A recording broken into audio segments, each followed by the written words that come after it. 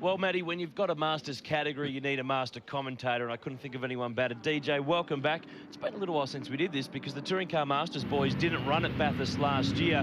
They've been turning it on, and because of the weather this morning, they've all gone out on wet weather tyres, except two, and Brad Tilley there in the green Falcon has gone for slicks. Well, actually, when you have a look at the racetrack, because it does dry out very, very quickly around here, especially when the sun's out, and I think he's probably he's picked the right, made the right choice. And obviously the pace is out there with the same sort of tyres, so he could come through to knock off a few of the ones in front of him. The grid for this one, race 3, is reversed for the top 8. So Jimmy Richards, who won a race yesterday in the Falcon Sprint, he'll start from 8th on the grid alongside John Bowe. Matt O'Brien will take pole. It's just his 3rd round in the series. You reckon he's a nervous boy right now? Especially in the wet. This will make him work. This should be good fun.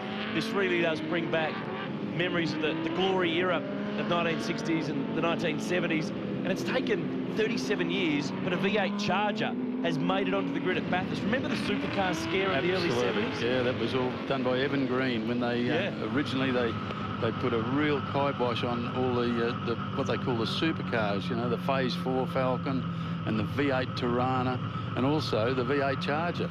Michael Atchison is behind the wheel, car 55.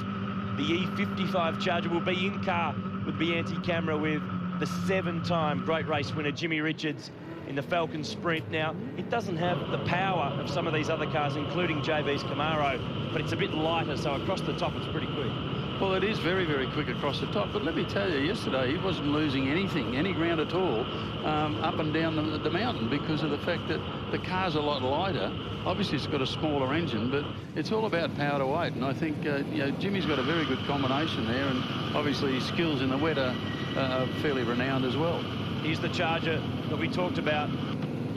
Michael Atchison from Queensland starting 13th on the grid. Now, I know how much when you teamed up with John Bowe for so many years, he hated starting, and he hated starting in the wet. How's he going to be after this? About the same, I would suggest. Whinging, complaining? Well, you know, all you got to do is read the sign on his dash, you know, rare spare.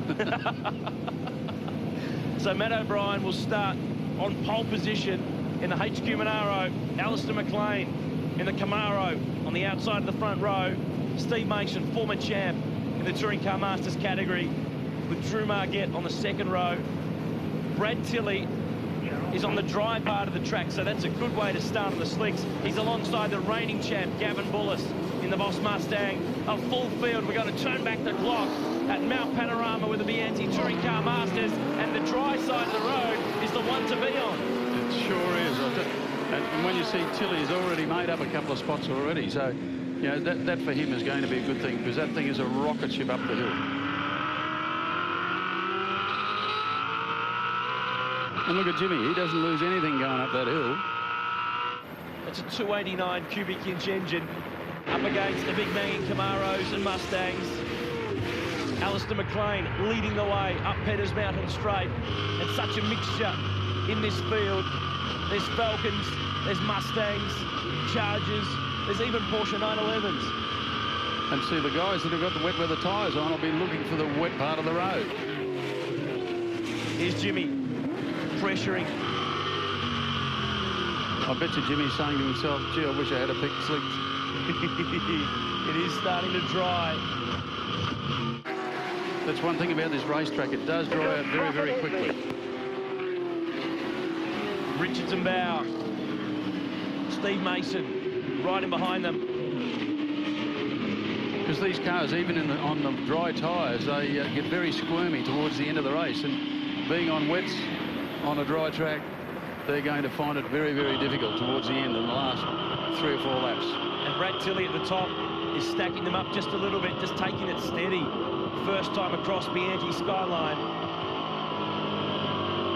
But what a great series. They've done such a good job with this. Of course, they've allowed some modern freedoms with these cars for safety and also for reliability as well. They've really hit the nail on the head with this category, and yesterday's race was an absolute barnstormer, and everyone down pit straight was applauding at the end of it. I know, it was a brilliant effort by everyone, and certainly Jimmy Richards, the way he sort of ended up winning it on the last lap or so was pretty exciting stuff. Now this is the shot, and this is the indication. Look at the power of the Chevy Camaro. JB pulls out of the slipstream. A couple of Bathurst legends rocking and rolling down Conrod Straight. And Steve Mason goes along for the ride as well, but the Falcon Sprint is really good on the stoppers. Look out, Brad Tilley up in front on the slick tyres with the big Falcon. And he'll certainly be looking for the dry part of the road. JB's looking for the wet, and he's looking for the line, but the leaders are getting away. This is really good stuff. And it's Alistair McLean leading, Drew Margett in second spot. Bullis and Bow, then it's Tilley and Richards. Mason, the pole man. Matt O'Brien is eighth. It's all about the V8. There's actually two groups of cars in the Touring Car Masters. There's Group 2, where there's XU1 Tiranas, there's Porsche 911s, a replay of the start, and everybody's diving for the right-hand side of the road, but everyone who's already there is too busy. Because they're looking for a bit of grip on them on the dry surface. This is with Jimmy. He's not giving up his spot where it's dry.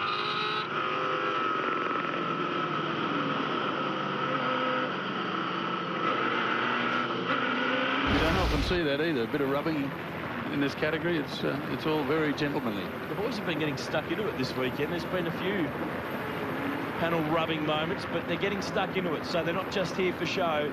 These cars certainly are for going. It brings back glory memories of Norm Beachy and Pete Gagan, Alan Moffat, Bob James, some of the classic tussles that paved the way for what we now know as V8 supercar racing. And certainly in the smaller categories with the likes of Jim McEwen and obviously Peter Manton and people like that who made an enormous impact on the... Now, a lot of people have been emailing and asking about the fuel mapping. We'll talk a lot about the economy of these engines and how important it will be in the race. So let me show you exactly how they do that. This is a thing called a lambda sensor, which is literally it's a sniffer. It sniffs the exhaust fumes. What they do is they have one of these positioned in each bank of the engine. This sends messages to the engine management system, which is the whole brain of the engine that controls it, right? That then tells the fuel injector, which sits in here. This is your trumpet that goes into your engine. He sits in there like that. So the brain sends messages and tells that the frequency and how much fuel to put in. What the engineers do then is download from the brain all that information onto a graph that looks like this. So these lines you see here, and if you look in close, you see these millions of little dots. They're all the samples that sniffer was taking. So what these guys do then is look at throttle position and revs, and they try and match up to get a really nice even line. If you look at that one, that's pretty good. This is the right bank, this is the left bank. I'd say this one needs a little bit of sorting out. This one looks very nice. That's how they get around that one. Thanks, Larko. 10 years ago, he was a nervous man right about now because he was starting from pole for the great race. He certainly was, and, you know, like how things have changed. Like, these cars don't have any of that sophistication. All they've got is a carburetor and distributor, which is pretty simple stuff. But it is working. The Coates Hire fly cam covers pit straight. And still, our leader, Alistair McLean, is getting away. He's 3 seconds down the road, but Jimmy Richards is the fastest car on the track, making the move on Brad Tilley. Steve Mason following through. Listen to the grunt of the V8 up Petters Mountain Straight. JB shooting through to take second spot. Well, this will be pretty interesting from here on because JB is one who always, you know, likes to chase down the leader. You boys shared 2 wins here, 89 and 94. Probably one of the long-running combinations, about a decade worth of Bathursts. Well, you know, we drove together for 11 years, you know, which is a fairly long period of time in this particular category. SP Tools Airview Cam. And while JB's retired from V8 racing, a lot of people sort of thought that he was retiring from motorsport, but he's still been so active in this Bianchi Touring Car Masters category and absolutely having a total ball racing with these guys. He said, look, a lot of these guys are really good drivers. Look at Steve Mason here trying to make a move. Brad Tilley's got to be careful because he was on the wet part of the circuit there for just a moment. But as JB says, a lot of these guys, they're not full-time professional drivers, but they can pedal really well. They certainly do. And, you know, JB's got an awful lot of experience, and so has Jim Richards. And these guys are basically, I would say, they were the guys who were hanging over the fence when these cars were were, you know, the things that they were looking at as kids, and always dreamed of having them. And obviously they've done themselves fairly well in business, and they've got enough money to go and do this. When you were a young bloke up Queensland way and you were hanging over the fence, what were you looking at? What was the car that inspired you for this great career of yours? Obviously Norm Beachy and Pete Gagan. And you have listened to Jimmy, he's on the rev limiter already, so...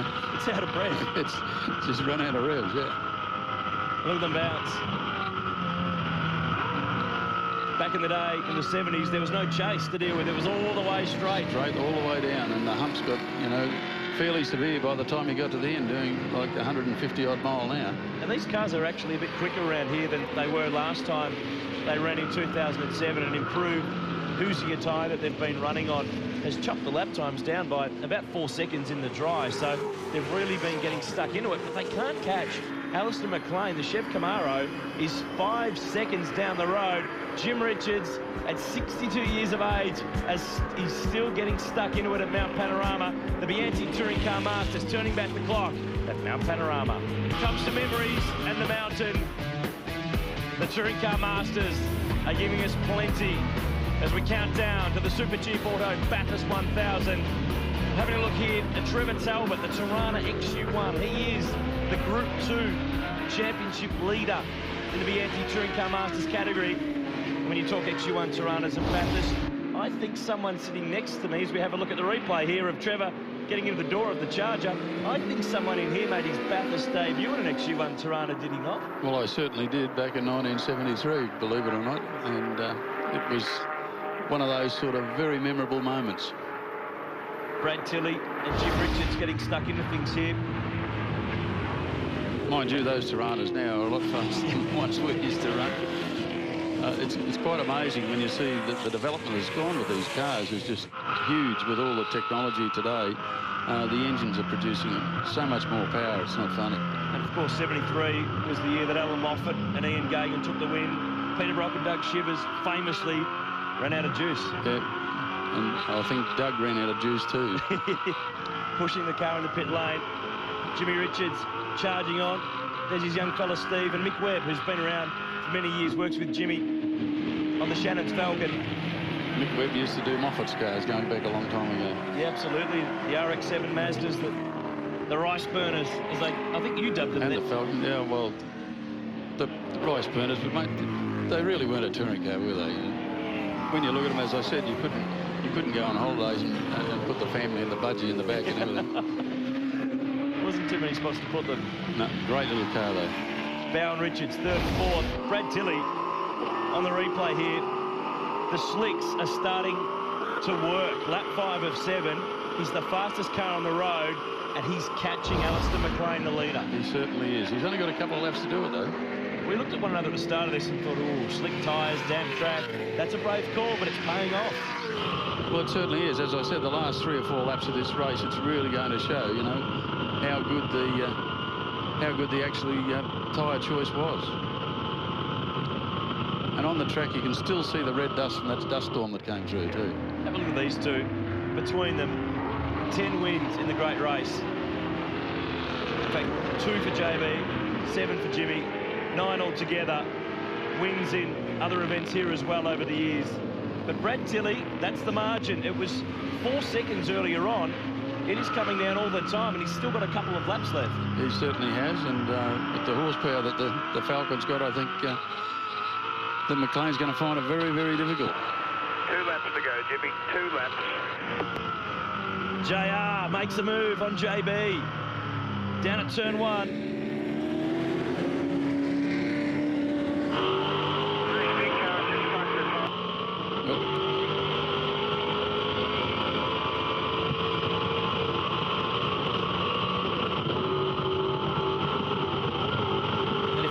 How this category works, the series is for cars made before 1974, and they've actually frozen the rule book now until the end of 2011, so teams can build new cars and the goalposts aren't going to move on them. Jimmy Richards is building an AMC Javelin for next year, but I think Brad Tilley, that choice, that gamble of the slick tyre has paid off. He's all over the back of the Camaro, but he's got to be patient here, because if if he gets offline, he's going to find wet track. He certainly will, and I think, you know, he's been around long enough to know where and how he's going to pass the car, I think. Across the top to be anti-Skyline.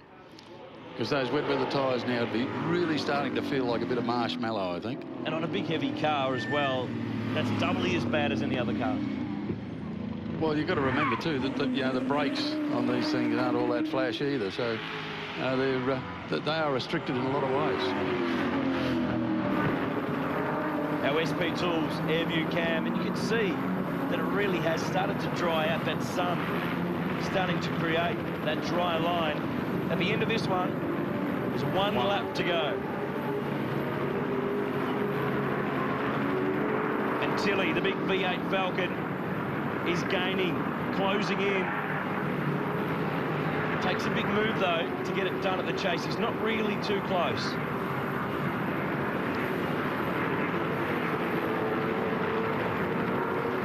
But see, his corner speed, as you see there, his corner speed's up considerably on the car in front. I reckon he's just biding his time. McLean has driven a great race, and he's still got a comfortable margin back to Richards and Bow. But he's under the gun now. One to go at Bathurst, Chev and Falcon.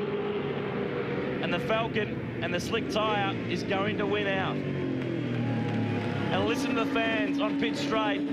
They are loving this. Well, there's one thing you can be sure of, that he's not going to get passed up the straight. I think he should be okay there. There's a few nitties under the bonnet of Brad Tilley's Falcon. Here's Jimmy Richards, third spot in the 64 Falcon Sprint. And you reckon Matt White was good on Dancing with the Stars. I reckon Jimmy would go okay too. Have a look at this for Dancing on the pedals. Quick blip. Turn 2 at Griffin's Bend. And then steer it on the throttle.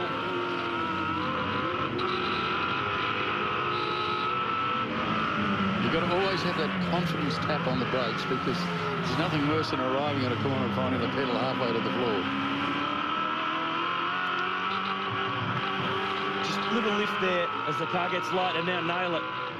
The climb continues to Solomon Park and then through Reed Park, and then the roller coaster ride starts.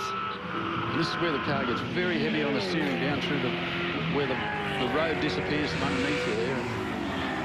And if you don't get it right there, it's a real drama for the rest of the... Brad Tilley charging. He's already pulled out 5 seconds since he got through to the lead. He is really charging away to Conrod Straight now. Just quickly, Jim Beam Racing, 2 cars just outside the top 10, but it's a long, long day. How are things down the garage? Well, I had a bit of a problem with the car all the way through, you know, the lead up to qualifying, and certainly through qualifying, but they found a couple of things last night which I think will make it a much better car to drive, which is what you want around here, because unless you've got a comfortable car, it's going to be a long day. Have you sorted out who's going to start in car 17? I haven't even spoken to her about that. We saw them earlier on, and they were doing paper, rock, scissors. I was a bit worried about what they were going to do come race start today. But Brad Tilley and the Vienti Touring Car Masters, the gamble has paid off. I wonder if any gambling today might pay off for the cars in the Super Cheap Auto Bathurst 1000. But a V8 Falcon GT is going to get home in race 3. Brad Tilley has made the right call, driven it straight, and takes the checkered flag. Alistair McLean home in second, and Dick, the whole pit straight here applauding a great category with some great cars and some great drivers. Absolutely. Good on you, Bill. Hang on to it there. Jimmy Richards home in third, John Bow fourth, Gavin Bullis in 5th spot, and he's in a commanding position in the championship, looking to make it back-to-back crowns. But for the weekend, the round winner on points is none other than Jim Richards. Mate, what you've got to really realise too, a lot of those people standing on pit load, they're the ones that were there years ago to watch these cars run for 1,000 kilometres around Bathurst. Well done, JB. 4th in the Camaro. The SP Tools Airview Cam of the mighty mountain. It lies in wait of another great race this afternoon. Brad Tilley, the winner to the Anti-Touring Car Masters. Really enjoy this category. Cameron Tillich in the Pacer. He ran on slicks and managed to get his way through into 8th. Bernie Stack in the Porsche in 9th, and Matt O'Brien rounded out the top 10. But stick with us. We're counting down to the start of the Super Cheap Auto Bathurst 1000.